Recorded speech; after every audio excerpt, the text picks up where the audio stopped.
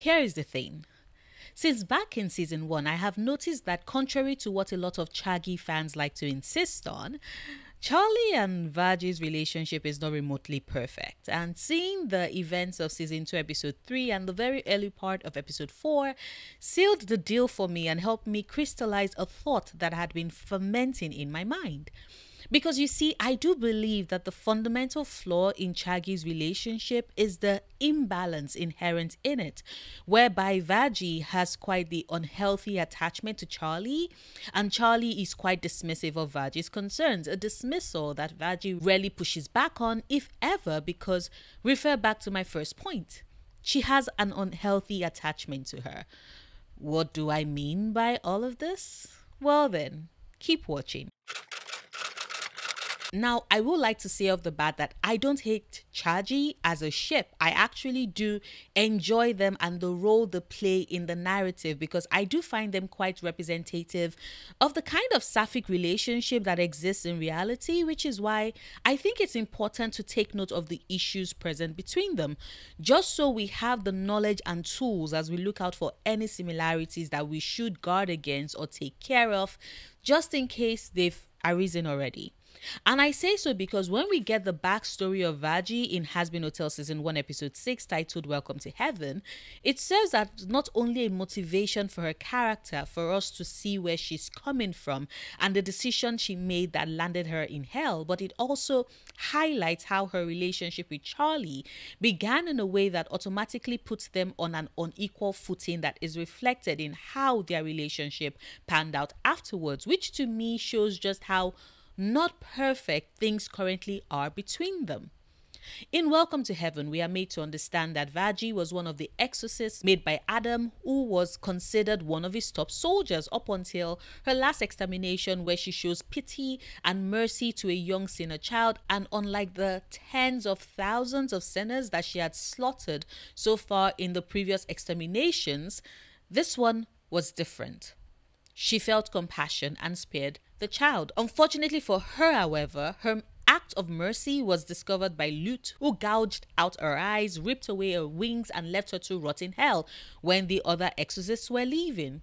The reason why I find her backstory with regards how she landed in hell so important is because it goes to give us a clear glimpse of what Vaggie's mental state was in that moment.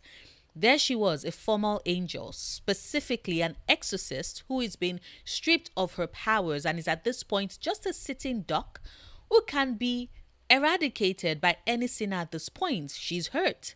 Which is when Charlie shows up. Charlie Morningstar, with a big personality and savior complex, who does what she does best in these scenarios. She saves her and brings her home, and Vaggie eventually falls in love with her. Now, I am a show only at this point and haven't really studied the lore as in-depthly as I would have liked, but I don't think we get a mention of exactly when Charlie and Vaggie got into a relationship.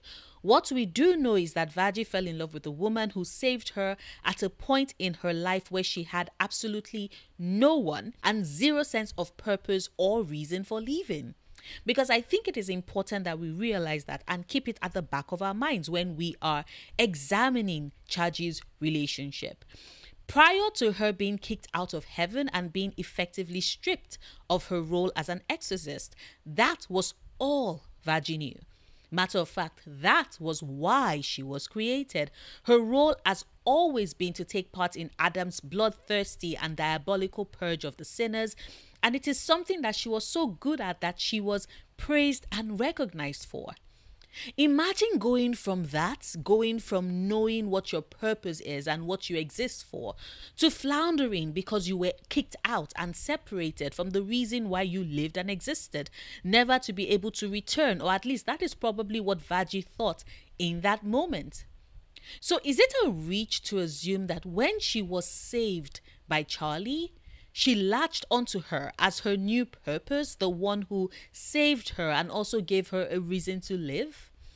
And if we can agree that that isn't a stretch, then it makes perfect sense that in such a moment of vulnerability, Vaggie would of course hold on to Charlie, who is the one that was showing her kindness and offering her aid and care in her lowest moment and time of need. Then it should also be clear just how that influenced and shaped her relationship with Charlie as a result. One where Vaggie, whilst offering her objections to Charlie's decisions and choices, doesn't push to the point where their disagreement becomes a full-on fight because she can't bring herself to go against her newfound purpose.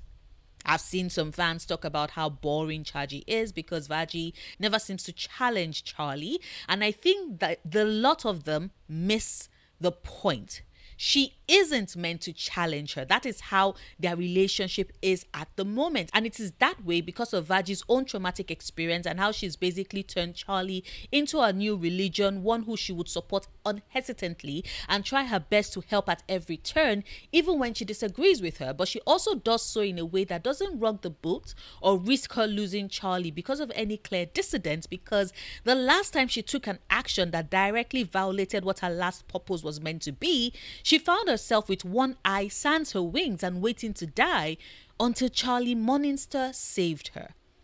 Charlie, meanwhile, is a character that tests my patience. I'm not going to lie. I have been friends with a Charlie Morningstar, so some of her actions drive me to the wall and also are mildly triggering for me. But not to worry, I will go into further detail on her in next Monday's video. So keep an eye out for that and do consider subscribing if you aren't yet.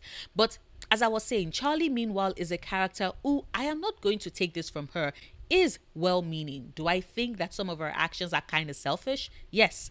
You can do a good deed, but it's not necessary for the good of the person that you're doing it for. And I did explain part of that in my last Has Been Hotel video that focused on serpentious and the harm we cause when we try to help others without taking into consideration what our help actually entails and means to them. You can check out the video if you haven't done so yet. But like I was saying, I am not going to take away the fact that Charlie is well-meaning and she currently has a one-track mind that is focused on saving sinners. The problem, however, is the fact that she has a one-track mind, and in so doing, this means that she is quite clear in ignoring the advice or suggestions of others as long as what they are proposing would slow her down, which ideally I would brush off and not be so caught up about. But when it happens multiple times, it becomes a pattern, and a behavioral pattern is one that often the writer wants us as the audience to notice, to think about, to try and reason out why they exist and what aim or role they serve in the story. And when it is a behavioral pattern that extends to a relationship and the bonds that characters share, then it forces us as the audience to try and question said relationship and what those patterns say about it. And in my case, what I thought of was that Charlie's frequent dismissal of Vaggie's thoughts and opinions speaks a lot to how imbalanced their relationship actually is, how unequal it is, because one person's wants and words and desires hold more power than the other. Now, this is not me saying that Charlie is conscious of this and is doing all of this purposefully. She isn't.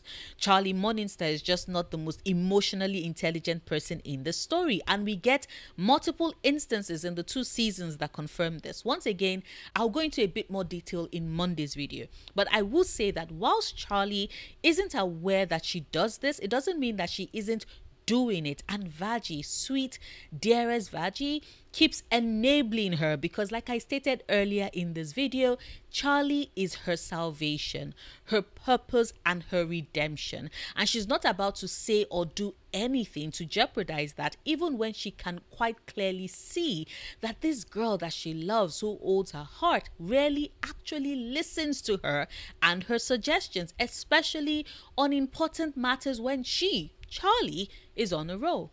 And nothing exemplifies that quite clearly like season 2 episode 3. We see Charlie dealing with the fallout of Emily breaking the news to her that Serpentius has been redeemed and is now in heaven.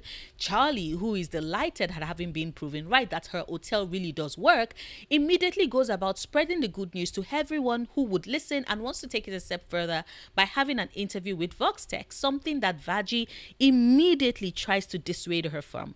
Because whilst Charlie is all big and dewy-eyed optimistic, Vaggie is very aware that Vox and the rest of the V's cannot be trusted. And because Charlie does trust blindly, I mean, how else could she have saved a stranger unaware that she was bringing in an injured ex-exorcist into her home and would care for her until her recovery.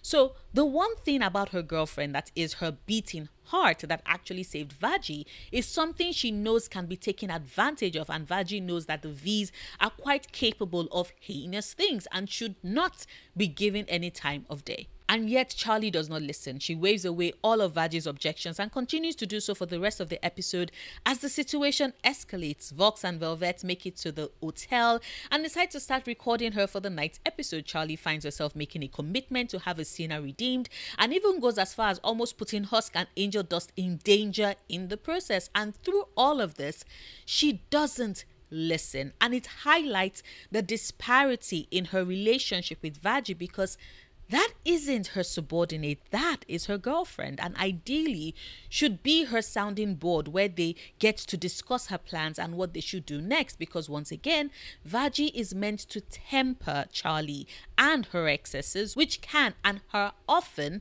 taken advantage of, and yet Charlie does not listen. She didn't listen through season 1 and continues the streak in season 2 until things blow up in her face, and you would think she would have learned, but episode 4 sees her once again ignoring Vaggie's concern and objections and making her way to Vox Tech for a live interview that makes everything so much worse, giving the V's the ammunition they need to have the sinners start to turn against her.